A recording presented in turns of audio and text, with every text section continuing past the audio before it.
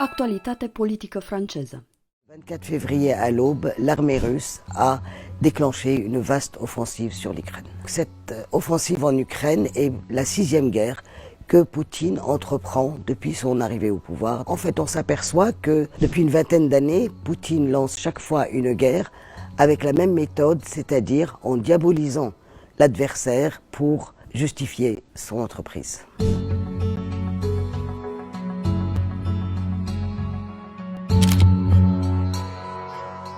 La Tchétchénie est un conflit particulièrement long, lourd et sanglant. L'armée russe se montre particulièrement brutale et c'est une opération d'écrasement de villes et de bombardement systématique. Poutine justifie son offensive en Tchétchénie en accusant les indépendantistes tchétchènes d'être de dangereux islamistes terroristes. Après avoir écrasé donc la Tchétchénie, il va mettre en place un Tchétchène proche de lui, Kadyrov, à la tête du pays. La guerre en Tchétchénie n'est pas tout à fait terminée que déjà en 2008 se déclenche un autre conflit, la Géorgie. En 2008, donc, le conflit en Géorgie se déclenche par une action de l'armée géorgienne contre les deux républiques rebelles, l'Ossétie et l'Abkhazie, pro-russes. L'attaque de ces deux républiques sert de prétexte à Poutine pour lancer son action en Géorgie. Poutine évoque carrément un génocide contre la population de ces deux petites républiques géorgiennes. Poutine se présente encore une fois comme le sauveur des Russes, où qu'il soit. Bon, cette guerre est très brève en Géorgie parce qu'il obtient ce qu'il veut politiquement, le contrôle sur ces deux petites républiques géorgiennes qui représentent quand même 20% du territoire.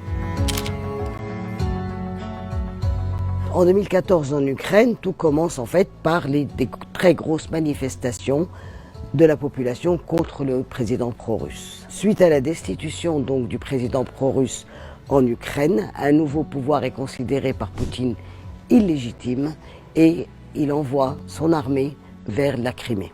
Poutine dit que c'est la population russe de Crimée qui demande d'être annexée à la Russie. Encore une fois, Poutine va prétendre qu'il vient protéger la population russe de la péninsule. Bon, l'annexion de la Crimée se passe très très vite.